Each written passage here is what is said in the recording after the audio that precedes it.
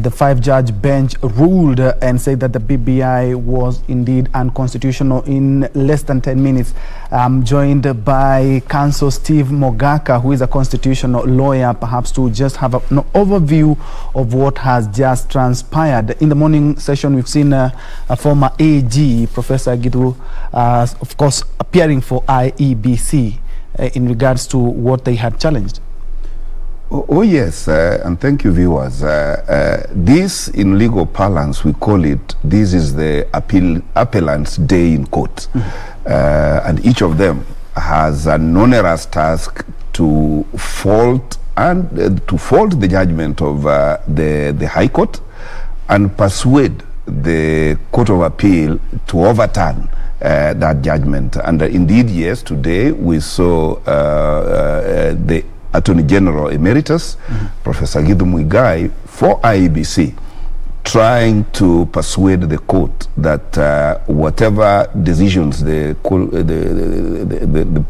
petitioners succeeded in getting from the High Court should be overturned. And he did his work.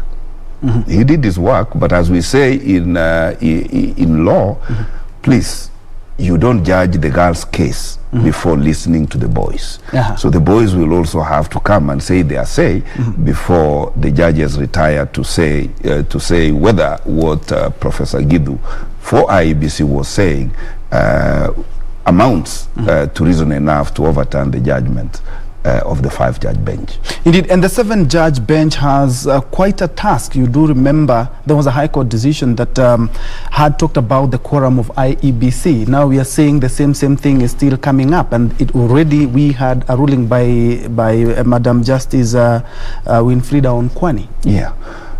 Indeed, this was a thorn in the flesh of the five-judge bench because in law we say that a court of concurrent jurisdiction cannot revisit a fellow judge's decision.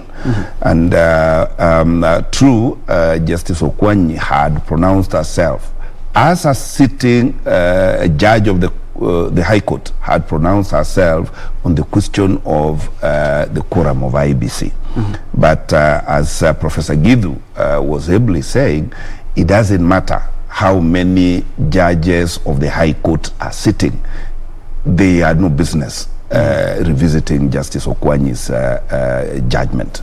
But that was his say. Let us see what the Court of Appeal says, or what the appellants, rather the respondents, advocates say in response, because they also have their day to deal with that, and they have many things to say.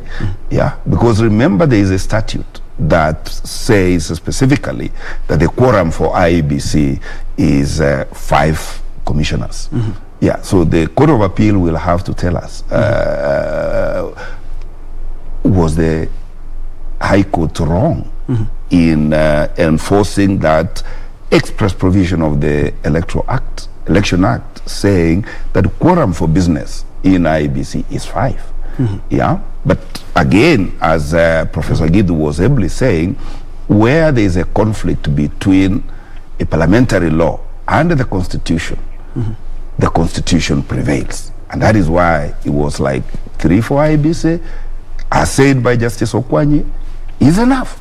And therefore the High Court overreached in trying to say something different. And away, because of the interest of time, and away from the appeal, there have been people who are talking about why can't we perhaps change the election date legally. You're an advocate of the High Court. Is it possible, and how hard is it to change an election date? No, that is quite curious, and of course that is not before the Court of Appeal today. But in the event, and this is only scenario analysis, in the event that reggae is allowed to resume, then obviously there are consequences to that, because among the items in issue is the existence of additional constituencies.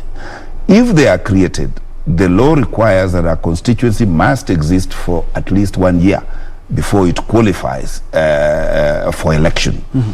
then we will have to deal with the question, do we then allow these constituencies to feature in the election before they are 1 year old, or do we push forward the election date so that these constituencies qualify? These are issues we will deal with, but as we say, we'll cross the bridge when we get there. Thank you so much, constitutional lawyer Steve Mogaka. There we were just trying to put in perspective what exactly has transpired in the first session of the morning till some minutes past 1. Thank you.